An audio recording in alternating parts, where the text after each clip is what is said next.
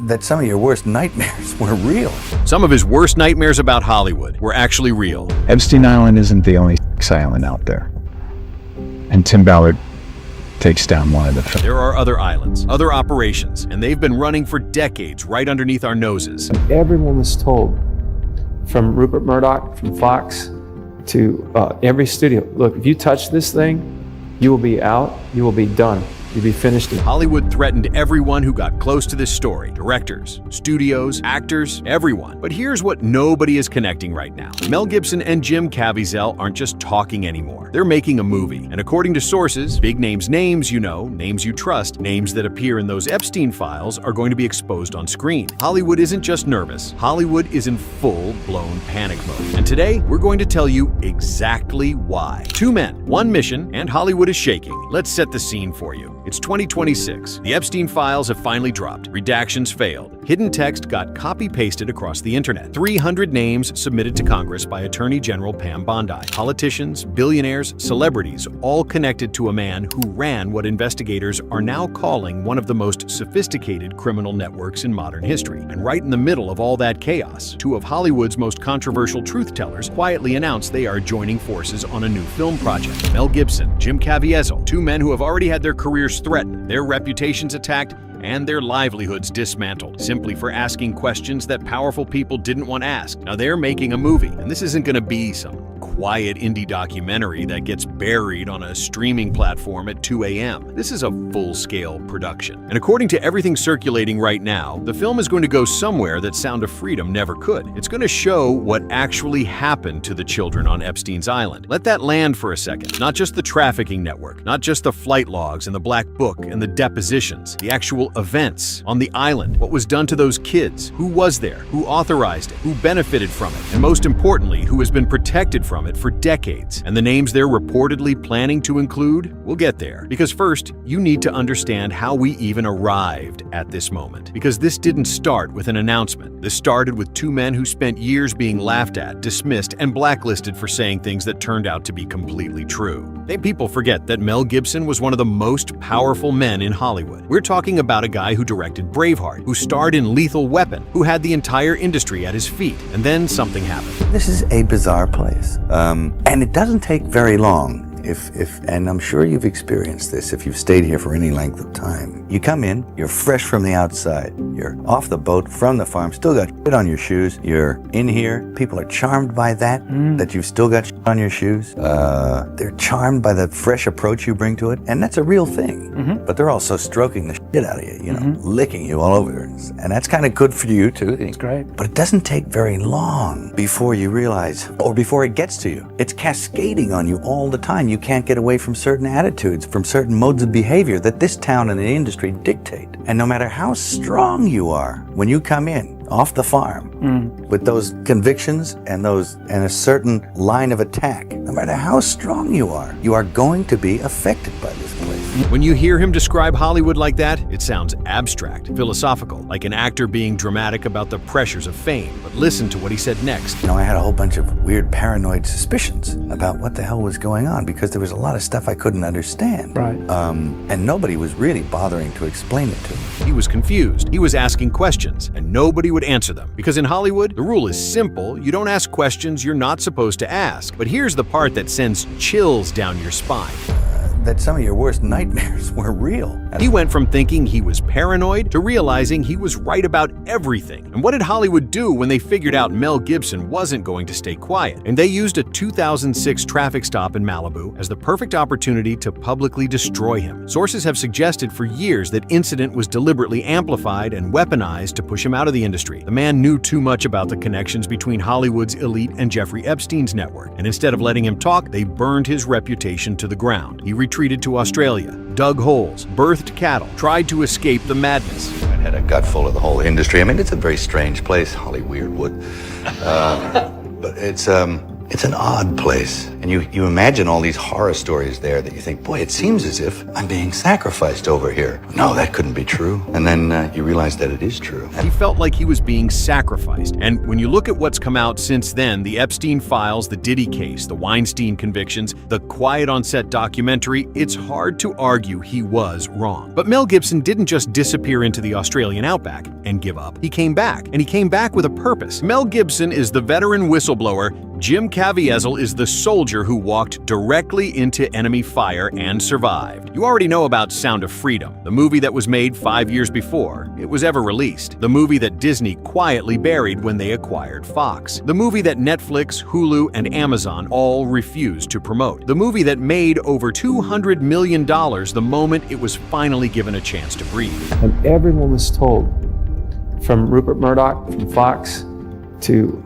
every studio, look, if you touch this thing, you will be out, you will be done. You'll be finished in 3 years. Think about the scale of that threat for a moment. This wasn't some small producer whispering in a back room. This was a coordinated, industry-wide message. Touch this movie and your career is over. Full stop. And yet, Caviezel touched it anyway. I remember this one conversation I had with Mel Gibson and the whole team that came in and just said, wow, these are the stakes. Mel Gibson was already in that conversation, already aware of what they were walking into, and they walked in anyway. Because here's what Caviezel kept saying publicly. This wasn't just a movie to him. This was a spiritual mission. These children represent God. They're the most innocent and like God, and that's why the devil wants to kill them, wants to hurt them. It's always been this way since Pharaoh and then to Herod. And to now, but more than ever. And what happened when Sound of Freedom finally hit theaters? Something extraordinary. During a screening, at a specific emotional moment in the film, audience members started calling out Epstein's Island, spontaneously, organically, as if the film had unlocked something in the collective consciousness of the audience. That moment changed everything for Caviezel, because he realized the audience already knew. The public already sensed the connection. The film wasn't telling people something new. It was giving people permission to say out loud what they had already been feeling for years. And that's exactly why the new movie with Mel Gibson terrifies the industry on a completely different level. Because Sound of Freedom was about Tim Ballard's operations in Colombia and Haiti. It was geographically distant. It was about foreign cartels and foreign networks. The new film is reportedly about Epstein's Island itself. That's domestic. That's documented. That's names in files that have already been released to the public. Let's talk about what's actually in those files. Because the new Mel Gibson and Caviezel project isn't working from rumor and speculation. They're reportedly working from documented evidence that has already been made public. Attorney General Pam Bondi submitted over 300 names to Congress in February 2026. 300, and that's just the names they confirmed. The actual network was far larger. Jay-Z's name appeared in Epstein's Black Book, a physical contact directory found during searches of his properties. His name showed up on flight manifests for the Lolita Express. Naomi Campbell appears on multiple verified flight records from the early 2000s. 1 October 2002 manifest lists her alongside Ghislaine Maxwell and former President Bill Clinton. Bill Gates met Epstein in 2011, 3 years after Epstein's initial criminal conviction in Florida. And according to documents in the file dump, Epstein later attempted to blackmail Gates using information about an alleged affair, threatening to expose him if Gates didn't maintain their professional relationships. Yeah, as I said, it's not one thing, it was many things. But I did not like that he'd had meetings with Jeffrey Epstein, no. Even Melinda Gates confirmed it played a role in their divorce. And then there's Oprah Winfrey. Her name appears in the Epstein files 5 separate times. 5. And she has said absolutely nothing about it. Complete silence. Caviezel didn't say Oprah's name by accident. He said it deliberately, in front of crowds, on camera, knowing full well what he was implying. And the pattern around Oprah is impossible to ignore when you lay it all out. Harvey Weinstein, her close friend for decades, someone she introduced to young actresses at industry events, used her presence to make himself seem safe and trustworthy. John of God, a Brazilian faith healer she gave a global platform to, who was later convicted of assaulting dozens of women. Diddy, whose parties she attended repeatedly. He was with Naomi Campbell. He had Oprah Winfrey there with him, who entered the room and was swinging off his arm and just seemed like a very dear friend. And these, like Oprah, Naomi, Rita, and Georgina, they all sat at his table. And for me, meeting Oprah was like, oh my God, like I would have thought that I would have to be someone who's established who everyone would have had to know about before I was privileged enough to meet someone like Oprah. So that gave me so much confidence in him at the time when he approached me. That is the mechanism. That is exactly how the system works. You use a trusted, beloved public figure as social camouflage. You walk into a room with Oprah on your arm, and suddenly every young woman in that room thinks you must be safe. You must be legitimate. You must be one of the good guys. That's not coincidence. That's a strategy. And it's the same strategy Epstein used with celebrities across the board. Leonardo DiCaprio, Kate Blanchett, Bruce Willis, Cameron Diaz. He dropped these names constantly during grooming sessions. Not because those celebrities were involved, but because their names were currency. They made him seem untouchable. They made his victims feel like they were entering a world of glamour and opportunity, not a trap. That's the machine. That's how it ran. And Mel Gibson and Jim Caviezel are reportedly planning to show every layer of it on screen. Here's what makes the new Gibson Caviezel project fundamentally different from anything that's come before it. Sound of Freedom was powerful because it humanized the victims. It showed you Tim Ballard's emotional journey. It showed you the operations in Colombia. It was a film designed to wake people up to the existence of the problem. The new film is reportedly designed to name the perpetrators, and not just broadly, not just gesturing at powerful elites, specific people connected to documented evidence in the Epstein files, people whose names have already appeared in court depositions, flight manifests, and congressional submissions. Think about what Jim Caviezel said about the 8-armed octopus. It's an 8-armed octopus, and if you take just out, that arm will grow back. You have to take the head. Sound of Freedom cut off one arm. The new movie is going for the head, and Hollywood knows it. That's why the panic is different this time. When Sound of Freedom was being made, the industry threatened studios and distributors. They applied pressure from the top down to keep it buried. And it still almost worked. The film sat on a shelf for 5 years, but the landscape has completely changed since then. The Epstein files are public, the 300 names are public, the flight manifests are public, the depositions are public. Mel Gibson and Jim Caviezel don't need Hollywood's permission to distribute a film anymore. The Angel Studios model proved that. Crowdfunded, independently distributed, $200 million at the box office. The old playbook doesn't work anymore. The strand that broke the camel's back. That's where we are right now. And the new film is being positioned as the final strand. Here's the thing that makes all of this so infuriating when you zoom out. None of this is new information. Corey Feldman has been saying this for over 2 decades. He sat in front of cameras and told the world, recognized plainly, clearly, without ambiguity, that the #1 problem in Hollywood was and is and always will be. That's the biggest problem for children in this industry. The casting couch even applies to children. Oh yeah, not in the same way. It's all done under the radar. Nobody talks about pedophilia. It's the big secret. And it's widespread? Oh yeah, I was surrounded by them when I was 14 years old. Surrounded, literally. Didn't even know it. He described these men as vultures. He said they were everywhere around him, and his best friend Corey Haim when they were children working in this industry. And the abuse those children suffered, Feldman says, directly contributed to Haim's death. One person to blame in the death of Corey Haim, and that person happens to be a Hollywood mogul. And that person needs to be exposed, but unfortunately I can't be the one to do it. But he can't name names, because naming names in Hollywood means lawsuits. It means career destruction. It means the full weight of billion-dollar legal teams coming down on you personally. That's the protection system. That's the mutual assured destruction that keeps everyone silent. Cat Williams understood the same thing. He talked about it with Joe Rogan. Show me one person that ever wore a dress in Hollywood unsuccessfully.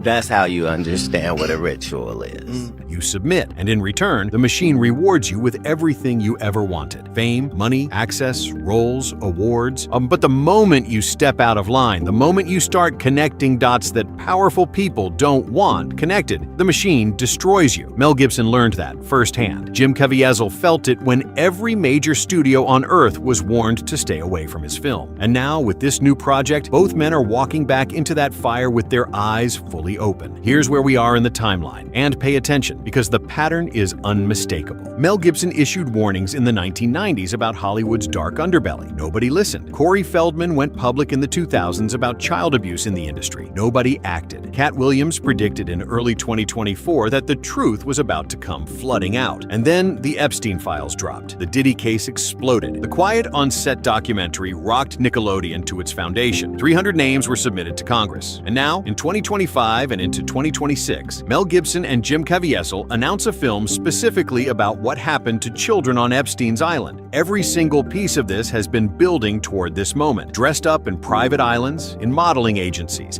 in charity foundations, in Hollywood studios, in philanthropic organizations, in faith healing shows on daytime television, dressed up to look legitimate, dressed up to look charitable, dressed up to look like the work of good people with good intentions. And the film that Gibson and Caviezel are making is going to rip those clothes off. Jim Caviezel has been telling crowds for months that he believes a reckoning is coming. He calls it a storm. He says it will involve mass accountability for people who have been untouchable for generations. And he's positioned the Epstein files as the final piece of evidence before that storm fully arrives. We have a darkness around us right now.